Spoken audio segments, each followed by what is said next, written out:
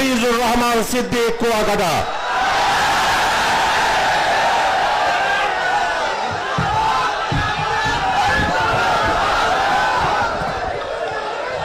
আসসালামু আলাইকুম ওয়া রাহমাতুল্লাহি ওয়া বারাকাতুহু।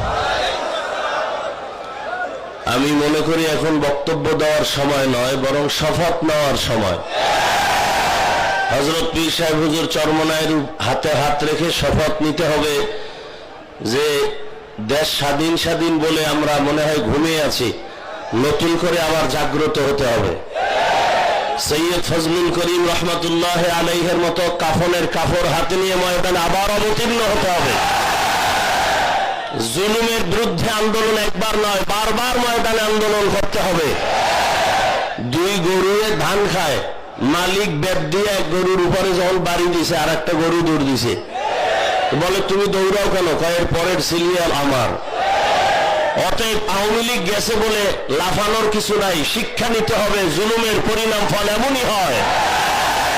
আল্লাহ এই জুলুম থেকে গোটা দেশ ও জাতিকে, ইসলামকে হেফাজত করেন। আসসালামু আলাইকুম।